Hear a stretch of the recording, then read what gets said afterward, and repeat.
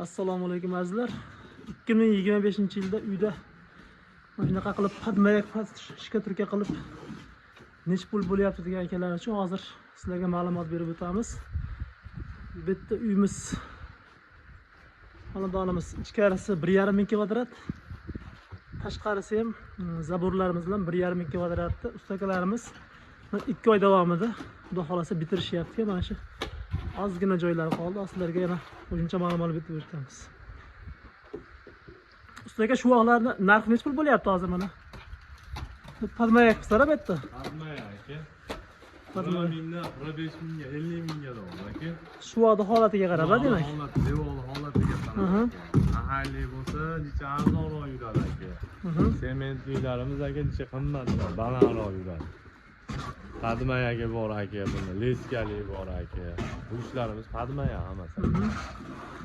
Azizlar, hozir bu ustakalarimizni uylari ichlarini mana hozir biz remontni boshlaganmiz. Shu vaqtlari juda ideal, xudo xolasa uyaltirmaydi, chiroyli qilib shu ketishyapti ustakalarimiz. Fasadni ham mana chiroyli qilib qo'yapti hozir.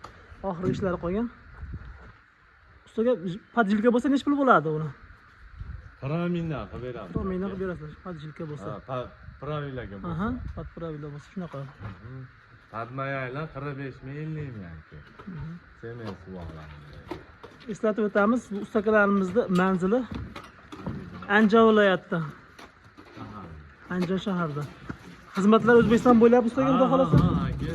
Katta ob'yemlar bo'lsa O'zbekiston bo'ylab xizmat qilinaveradi. Ozroq ob'yemlar bo'lsa faqat Andijon bo'ylab bo'ladi. Agar katta ob'yem bo'lsa O'zbekiston bo'ylab xizmat qilishaveradi ustakalarimiz.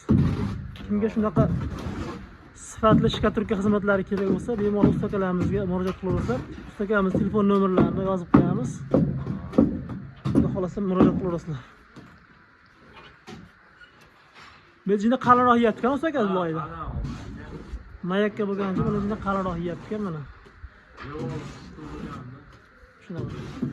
Keyin bu ustakalarimizga mayakga rasxod qilish ham kerak yo'q mana. Ozgina albastir bo'lsa, albastirda o'zidan mayak olib ketishiga mana bunaqa qilib.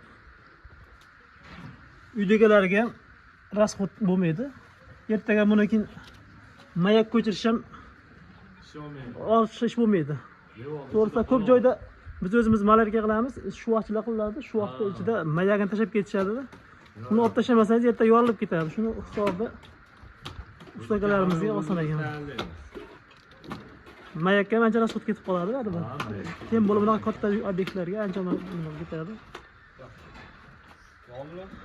Shunaqa mana azizlar. Ustakalarimiz mana shu katta uyimizda 2 oyda polностью bitirib topshirishyapti mana. Ishlari sifatli. Bemalol qilasizlar. Sog' bo'linglar, salomat bo'linglar. Kimga shunaqa xizmat kerak bo'lsa, mana shu ustakarimizga murojaat qilishaveradi. Andijonlik ustakalarimiz. Andijonliklar bo'lsa, ko'rib turganlar bo'lsa, andijonliklar bemalol murojaat qilasizlar ustakarimizga.